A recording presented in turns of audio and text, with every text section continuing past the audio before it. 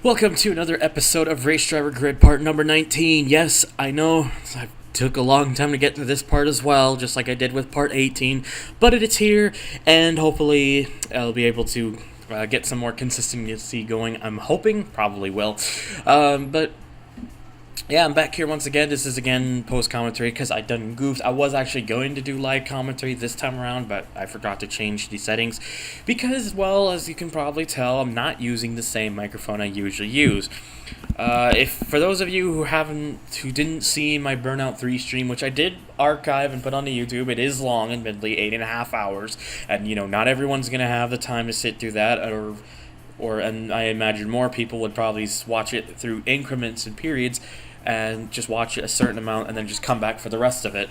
But I did mention that I moved out of my parents' place now. I'm now I've got a place here on the mountain where I am at, and I now live in a place with two other guys. It's like I'm like a roommate now. They had a room that was available, and I claimed it. It's got it for rent. I mean, it's not completely fulfilled yet. I still have to pay them the last month's rent, but there's just been a lot of fucking hoopla about me trying to get that. It's been just a gigantic pain in the ass to do.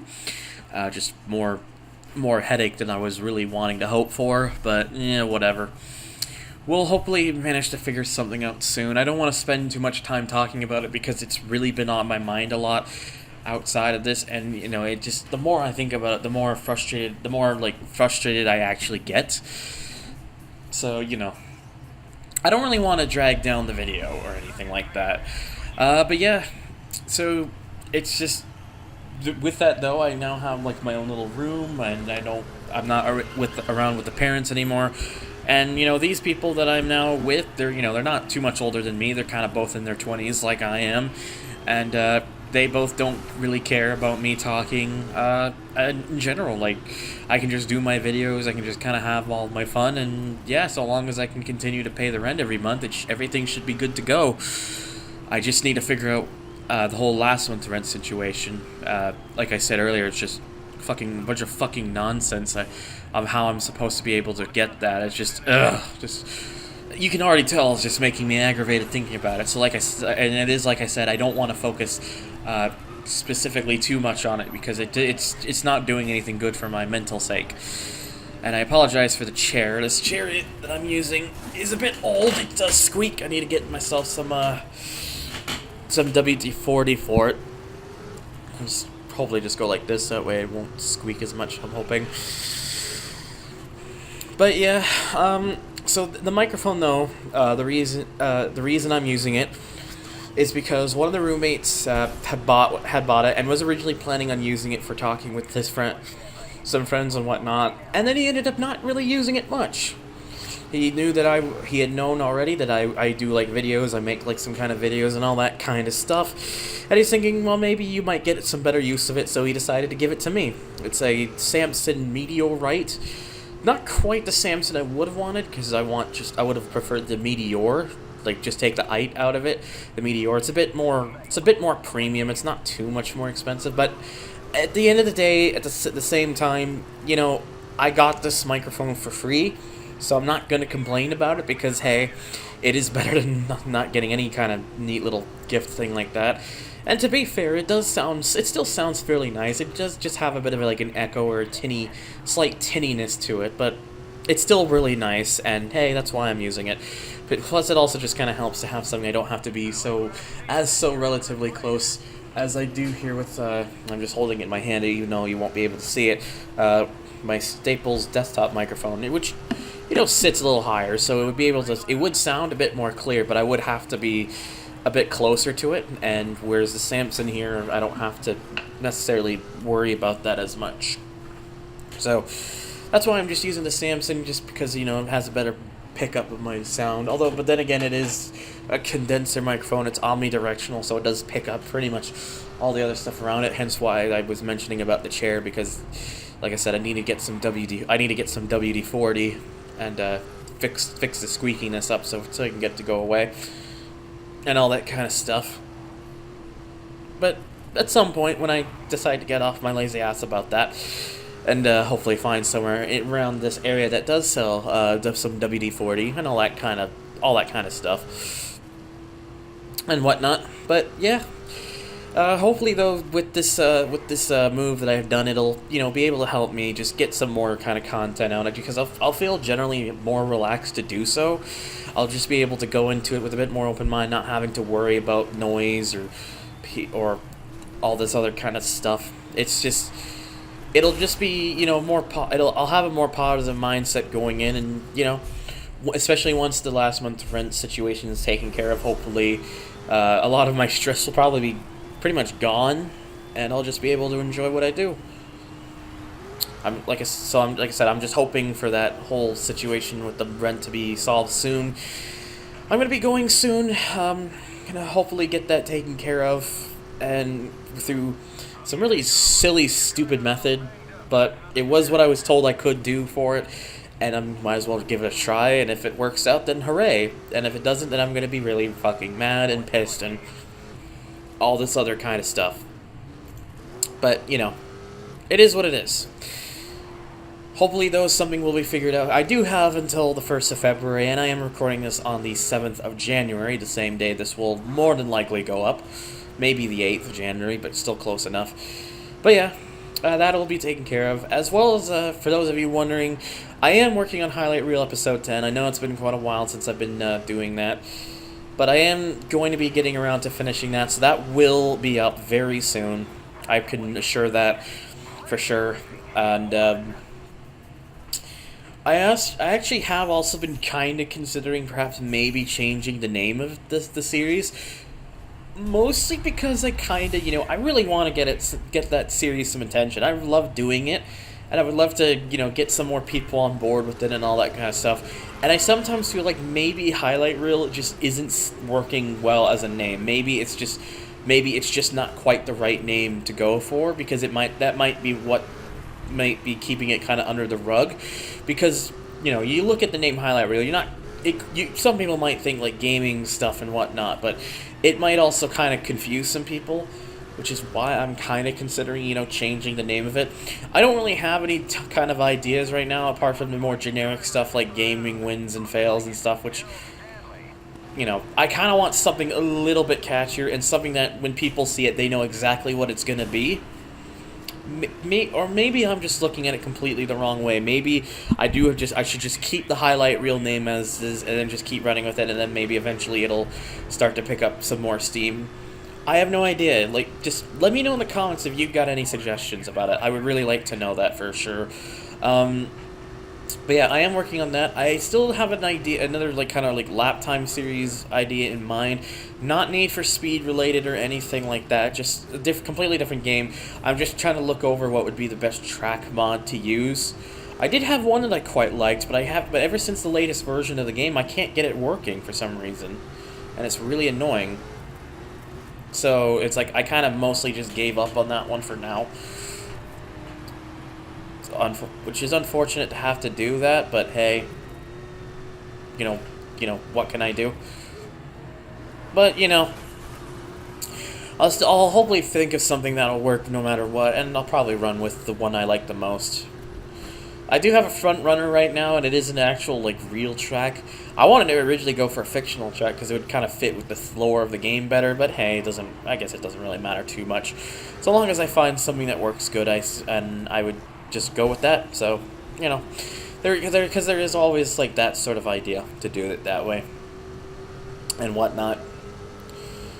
And yeah, that's pretty much the idea. The challenge series I might come back with. Rivals, I don't know if I want to continue with that. Rivals kind of bored me on the last couple episodes, and I don't know. It doesn't really have that sticking appeal to me as much as it used to.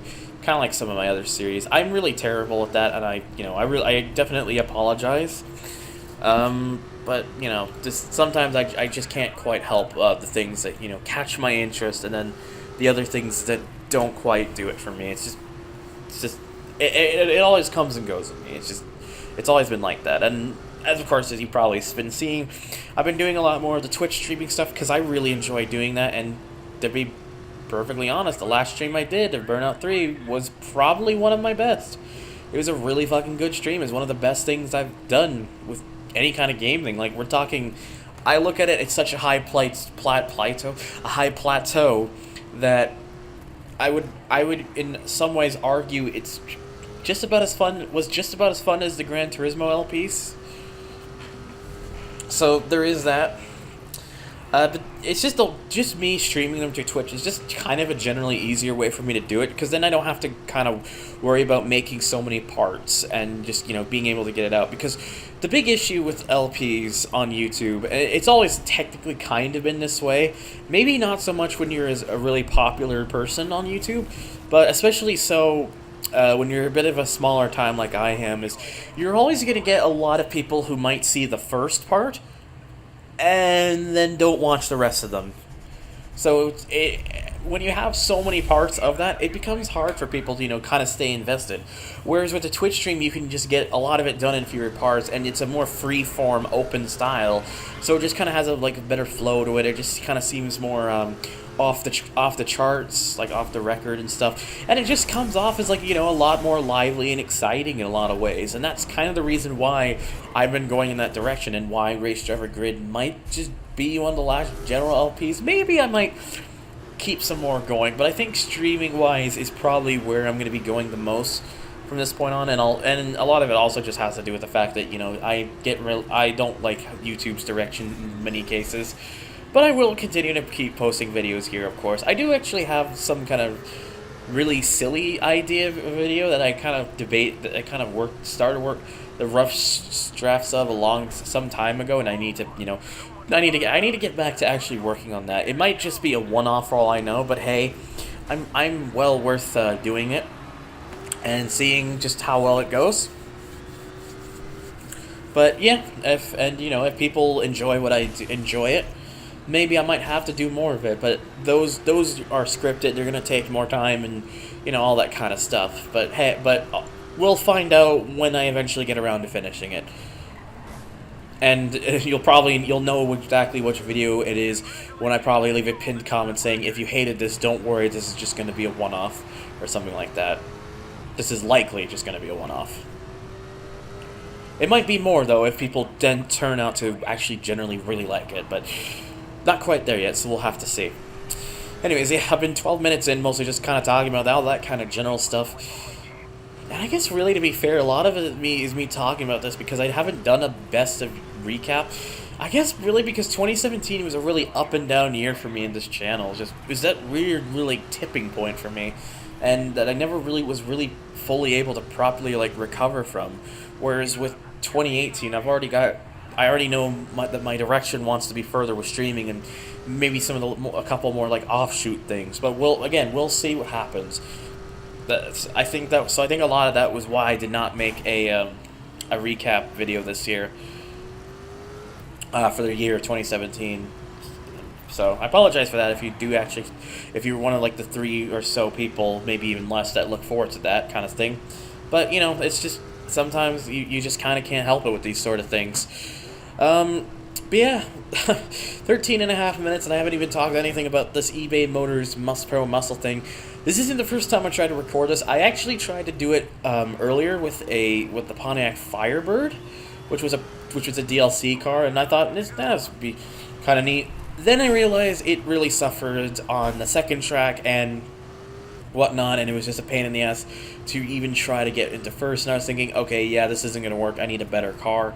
And I also needed a better teammate because Hemmerling was, kind of really shitting the bed here.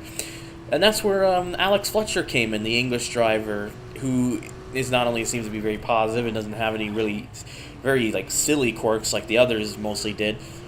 But yeah, he's a fairly okay driver. He's definitely been a bit more consistent compared to the rest of them, which is ironic because he has less consistency apparently than Hammerling. But Fletcher just seems to generally do better.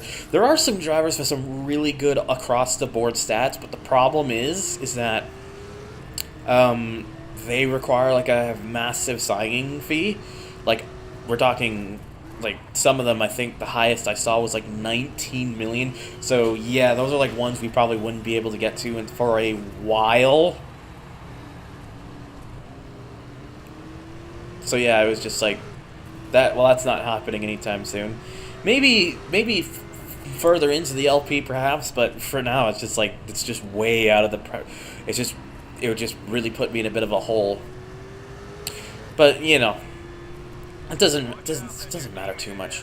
But yeah, this last lap I actually was purposely trying to kind of block the other to get my teammates so we can have a 1-2 finish, which successfully paid off, which was great. And then, of course, because, you know, championship victory, as you would have expected. And with me being this post-commentary, I just kind of sped up this kind of stuff because, you know, it just makes going through these menus a lot quicker and all that kind of stuff. And, well, as you can see, I got very, very close to the last, area to unlock, which will, you know, happen here with the Goodyear Continental GT1 Racing. Now, you might be thinking, well, why would I just do another U.S. League? But that's because I have an idea. This is the first part of that, and the other two parts that follow, 20 and 21, will be the same thing. I'm going to do, because I had like two events left for each one, I'm going to do those two events, because after that, I have, of course, the duel with a one-on-one against Raven West. So I'm thinking, in these parts, I can have it where I just finish up that area with those two events, do the duel, and then just carry it over to the next part. I think, personally, something like that would work fairly well, which is why I'm deciding to go in that direction. You see where I'm coming from with this? It makes sense, doesn't it? So that's why I'm doing it. Because, you know, it kind of works out that way. But anyways, so the next one here is the GT1. You can use all the GT1 cars in the game, but interestingly enough, because it's in the American League, I guess, you'll only ever see the opponents use either the Selena 7R or the Chevrolet Corvette C6R. Now, there is the C5R in the game as well, but I guess no one wanted to use that. But the game lets you use any of the GT1 cars, so you can use like the DBR9, you can use the Murcielago RGT, you can use the Koenigsegg CCGT, and then if you're someone like me, you can use the DLC cars from the mod, like the Ferrari 575 GTC, the Nissan GTR, like the Super GT 500 car, or the McLaren F1 GTR. And if any of you know me and McLaren, you kind of knew that me choosing the F1 GTR was kind of a given. It is still one of my all-time favorite racing cars, all-time favorite cars, period. So it just made sense for me to kind of go for this one. It's like, duh, right? But yeah, and I mean, it is a really nice car in the game. It's got some hefty acceleration, and it's got some pretty good handling, all that kind of stuff. And plus, come on, why wouldn't, like, when you have like more traditional like cars, like, I wouldn't say the Selena 7 is traditional, but more expected GT1 cars in this area, like the Corvette and the Selena 7, to have like the McLaren F1 GTR would be pretty cool. Oh, and if you're someone who's a bit audio snazzy, you might have heard like a bit of a cut sound in there. There's a reason I have that there. You will see at the very end. I won't even say anything during then. You will see what happens. I assure you, there's a reason why I leave it in at the end, because it's actually kind of funny, to me personally at least. Anyways, but yeah, this Demont or whatever, I can't even really read from the preview window I'm looking at, because I record when I do my recordings, I record through like Vegas's recording feature itself, and then I have to just look at it through the preview window as it plays through the actual video. I mean, it's just a really easy way for me to do it, because then the audio file is already right on the timeline, and it's already all synced up to exactly what I'm seeing. So, for me, it's like, it's kind of a given to just do it that way, because then it's, you know, perfect right from the start. And plus, there's no sacrifice in sound quality doing it this way as compared to, say, something like doing it through Goldwave or Audacity or anything like that. And yeah, I was actually planning to do this live commentary-wise rather than post-commentary, but because of the different mic, I forgot to change that in the shadow play settings. So I went through the recording of this video and only then realized afterwards that it didn't actually pick up my voice because it was set to the wrong thing. That'll be fixed though in future videos. And to be fair, at least, you know, being able to post commentary means I can kind of cut down a little bit of this. Like, this video was over 40 minutes long. And so there's like 5 to 6 minutes of like unnecessary stuff that's been cut. So makes that a little bit easier to work with. So yeah, though, and I hope you enjoyed that the time there that I made it through that without not getting all my sponsor objectives, because that's not gonna happen in these next two, as you will find out why. Holy shit, I seriously need to get this chair some WD-40, because man, it squeaks so much. It's an old chair. It's been around for quite a few years now, so age and use is starting to pick up. Then I mean, it's got a whole support my heavy frame, so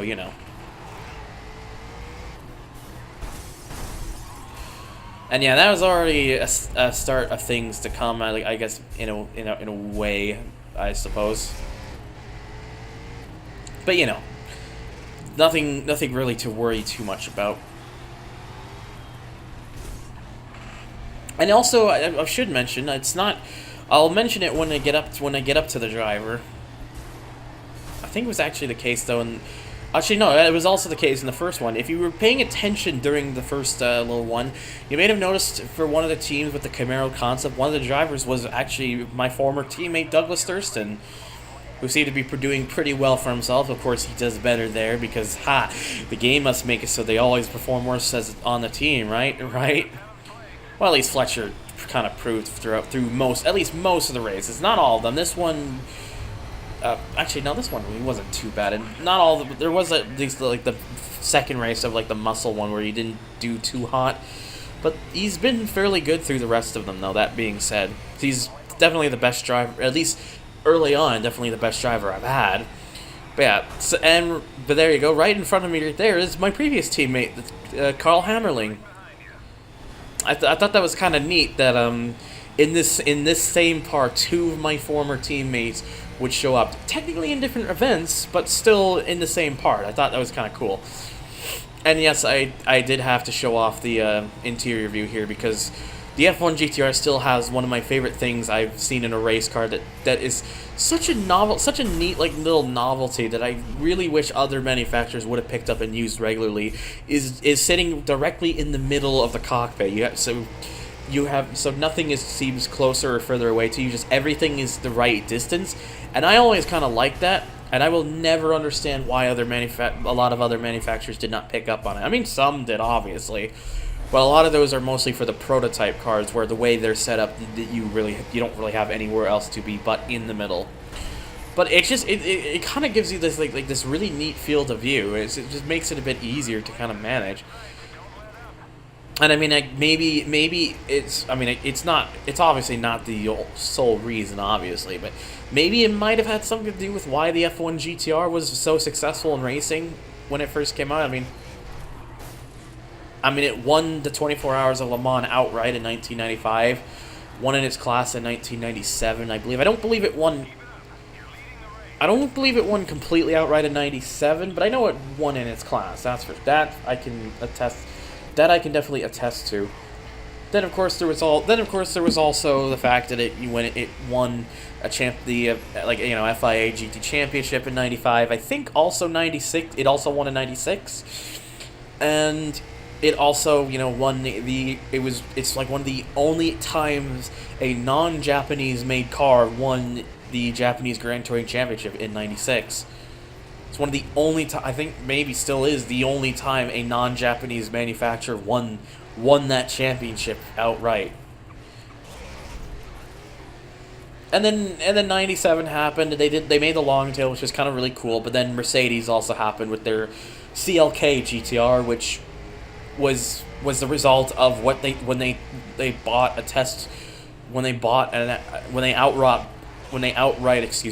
an F1 GTR to use it for testing purposes that would eventually lead towards what they would make with the CLK GTR.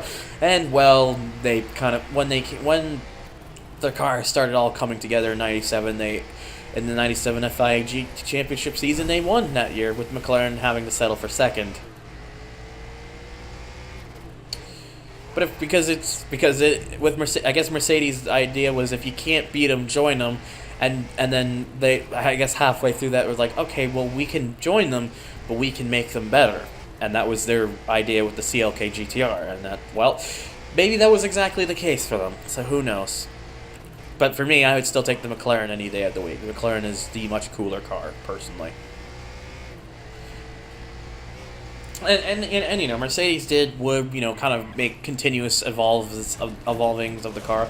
There was the CLK LM in 1998, which was, you know, kind of a more sleeker and a more kind of like, you know, like flowing car, which, you know, looked really neat and everything. And I think it did still do well in '98. I know they didn't win Le Mans in '98 because that was Porsche that won with the 911 GT1 in that class. But I'm actually just checking this here. I'm just trying to see. I'm just trying to see here. Yeah, they were the pole. They were the best setting cars in '98, but it was the engine reliability and capability when neither of their cars finished. And they did, however, win the '98 season, '98 FIA GT season with the more refined CLK LM. And then in '99 they were like, well, we don't have to make a racing car that can also be a road car. So let's just go crazy and make this ultimate sleek, wonderful machine that'll definitely catch the eye of people. And that was the CLR. And well, it did definitely catch the eye of people, but not for the right reasons. It was so aerodynamically inefficient that the car literally just took off 3 times during Le Mans. The last of which was actually broadcasted live as it happened during the race. Just, if you don't know what I'm talking about specifically, just look up Peter Dumbrek Le Mans. Dumbrek as in Dumbrek, by the way. For those of you who don't have any idea how to spell it. But then again, probably an easier way for you to look is just to put Le Mans flip or something, and you'll find it. It's the one that's circulated on the web throughout all the years, so it's definitely been around. But it was definitely kind of showing that, you know, the idea to try to make it appear more sleek, more unique was kind of also what did it in the end, because Mercedes, you know, ended up going a bit too far with it and had catastrophic results as well a result. But yeah, it's just sometimes it happens, and, you know, I don't think Mercedes has ever been in Le Mans again after that. Maybe one day they might come back. I doubt it, but especially because, you know, they were also the same manufacturer where perhaps one of the most infamous crashes of all time happened in 1955. And, well, I don't think I need to go into any information about that disaster, because it really was a disaster. It was one of the deadliest racing crashes in history. But it's also kind of looking back at it a way just to show how far motorsports has become from those days in the 50s compared to now, and over 60 years later. Things have definitely changed. And, you know, I used to be one of those people who didn't like some of the changes, but in hindsight, looking at it going forward, I can totally see where they're coming from. I can see why some of the changes are made for the sake of, you know, safety and, you know, some more competitive stuff, and just to make the racing more fluent and, you know, keeping people, you know, from getting seriously hurt or everything. There's reasons why it's happening, and, you know, good on them. It's a lot. There's definitely been a lot of improvements since those 60 plus years. So yeah, it's kind of interesting how sometimes when I'm on post commentary, I can just go right on tangent with, like, certain topics, and I bet there's some people who probably sit here thinking, well, why don't you just do this all the time? If you seem to be so good at it, at least you claim to be, why don't you do it more often? Well, because live commentary is a bit more fun, because it's more unpredictable, you can put a bit more genuine emotion behind what happens, and, well, more often than not, you can you find it a bit easier to stay on topic, because, well, Yeah, I know I'm not exactly the best at doing that, as you've been able to tell. I've only mentioned a couple things about what's been going on with the races, but, you know, at the same time, it's helped me, be able to continuously flow this video with some things to talk about. Excuse me, I'm just getting a bottle of water from my fridge, which is right beside me in this room, which is extremely convenient. Sorry, I just needed a drink. But yeah, it's just, there's just all these, like, various things to it, and, for me, it's just a case of, well, what can I do to, kind of make it more interesting for people, and, to me, personally, this is kind of one of the ways to do it. But, hopefully you do enjoy it regardless, whether I do, like, post commentary or live commentary. I always want my videos to, be enjoyable to people, and I kind of strive to go for that. But sometimes, I can struggle to think of the words to come up with, stutter a lot. It's just things that happen, and, sometimes you kind of just have to learn to kind of like roll with the punches and just kind of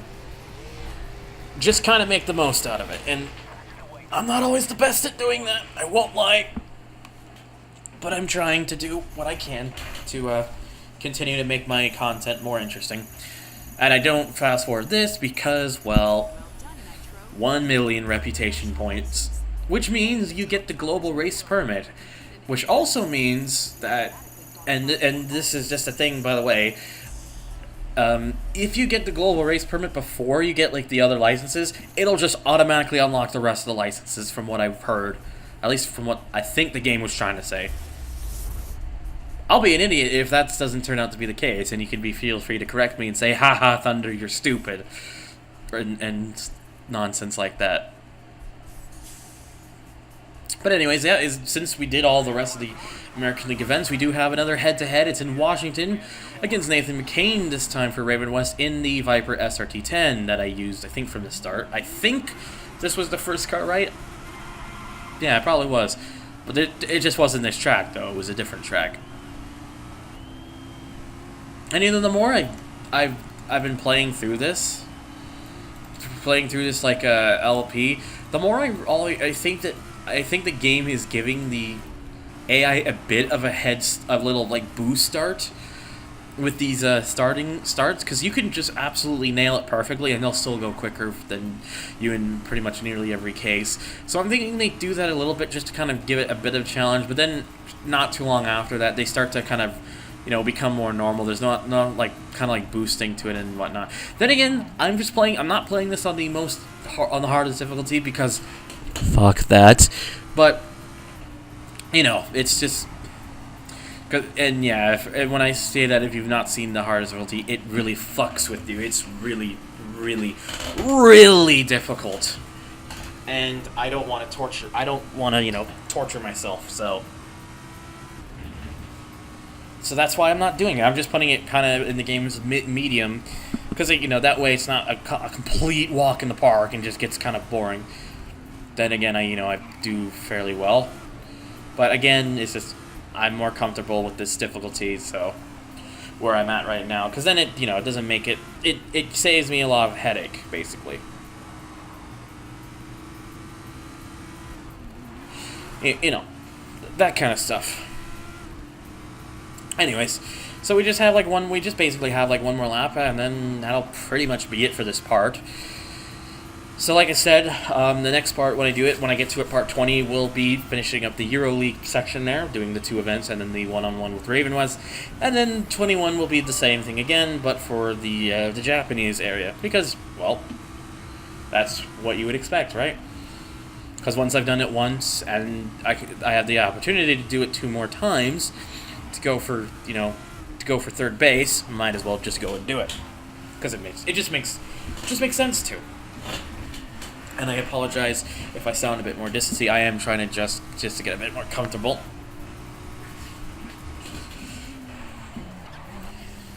Anyways, now that I got that taken care of, I nearly screwed up here when I went wider, but he was just a little bit far enough behind that I didn't I didn't like kill my opportunity. I would have still had like another half of the track to go anyways, even if that was the case. But I was just glad it didn't happen regardless, because then, you know, kind of made things a little bit more relaxed for me, made it a little bit easier, and I was just thinking, okay, well, I'm still in the lead, so now all I have to do is just make sure I can keep the lead, just like I had been doing, and take it home. You know, stuff like that. All that kind of fancy schmancy. So, you know, just a couple more corners really to go. I don't really know what else to talk about, I guess. Apart from, I guess, just, like I said, leave feedback for the various things. Like, if you think Highlight Reel should have a new name, what should the name be? You know, stuff like, what if you like the microphone or anything, and just all that other kind of stuff. And just kind of hopefully you guys knowing what will be going on with the channel. Because, again, I'm not done. I'm not going to just discontinue it just because I'm live streaming. I'm still going to be using it to archive all my streams and all that stuff. So even if it does come down to the point where it's all I do is just that, maybe with the exception of like the highlight reel and the one-off thing, I'll still at least have that. But yeah, just let me know. Anyways, stay tuned for part 20 where we'll finish off the Euro B license. And as always, thank you guys so much for watching, and I will catch you all on the next one.